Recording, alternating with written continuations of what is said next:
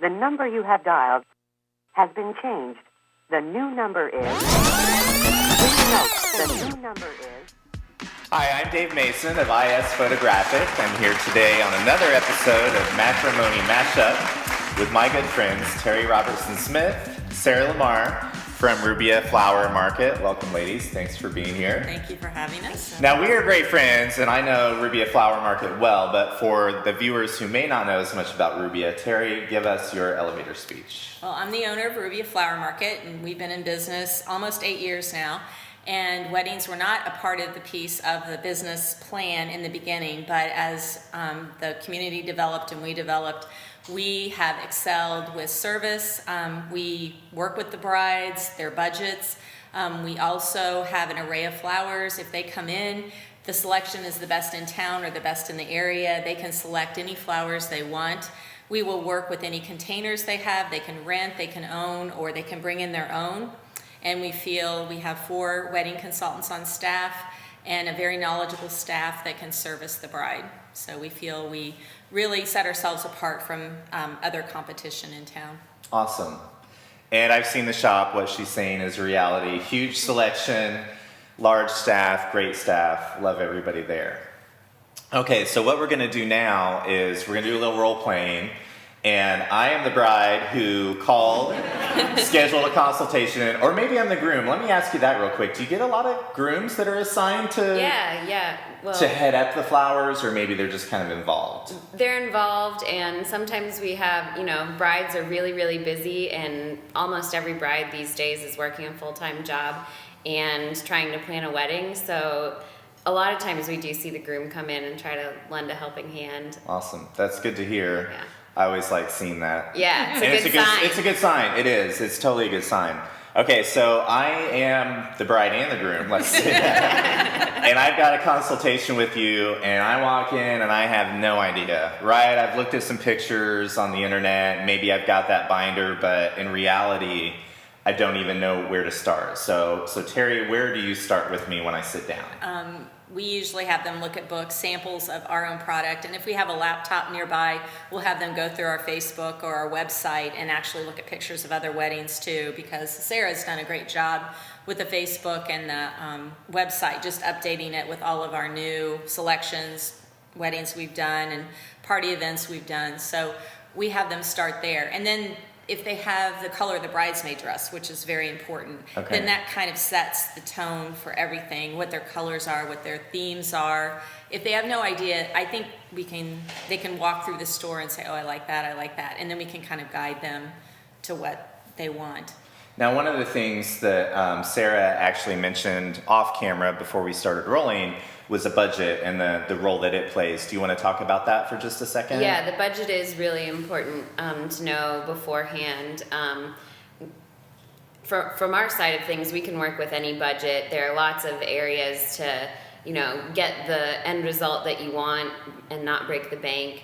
But if you know the budget from the beginning, it kind of cuts out a lot of the extra work for the bride, really, and having to go back through things. So she saves herself a lot of time. Yeah, she saves a lot of time if she knows a budget for flowers or for table decor before she comes in. Is there a loose guideline? I mean, I know an average wedding in Indiana is $20,000. I've heard that.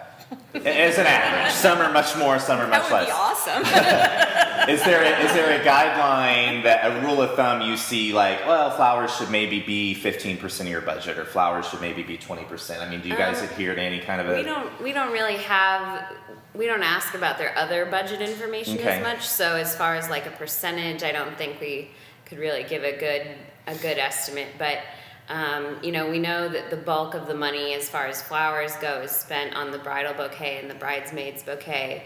And for a lot of brides, that's really where they'll have the most photos.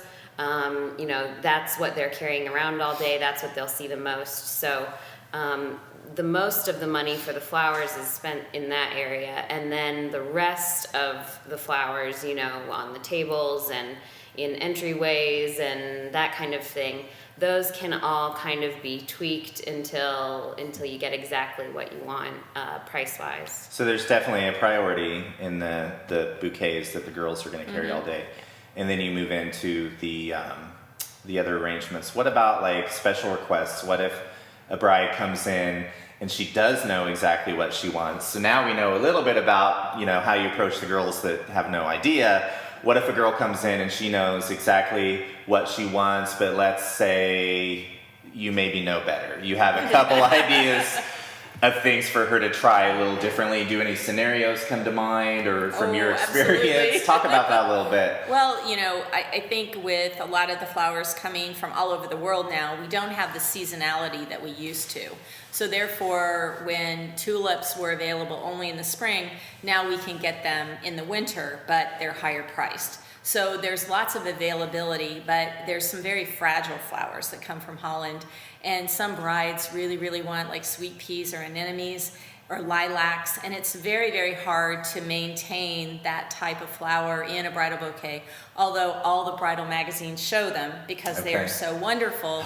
But in reality, if she's having an outdoor wedding in July 15th, She had to hire somebody to follow her with a cooler of ice or what? Yeah. It's just, it's when we warn about that. And if they insist, then it's with a you know, this will caveat. Small disclaimer. Just you know, if this is what you want, we may have some difficulty, and the price will be a lot higher, just in because of the vulnerability of the product. So. Yeah. But there are lots of really good substitutes, and that's something that our wedding coordinators, the 4 of them who aren't here on this couch, that they know really well how to navigate. So if a bride comes in with, you know, something torn out of a magazine, which we recommend, we ask that they kind of look through other stuff first.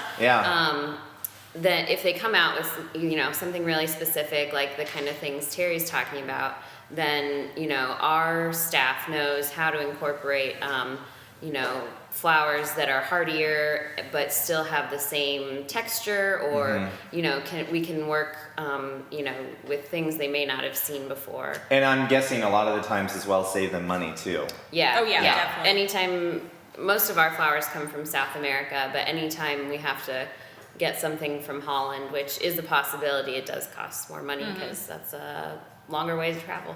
Okay. I have already learned a lot. I keep saying during these episodes that after 12 years, I think I know everything there is to know, and maybe I'm doing these for myself just as much as for the viewers, because I'm learning so much. Well, I guess I just want to wrap things up by saying thank you. I have recommended you guys over and over. I know you've done the same, and that's wonderful. And that's a common theme throughout the series as well, just working with professionals. And I love the fact that, like I said, I learn something every time I sit down and do one of these, and that's certainly true today. So it was very helpful. Thank you again to Terry and from Sarah from Rubia Flower Market. We'll see everybody in the next episode. Thanks, guys. Thank you. Thanks for having us.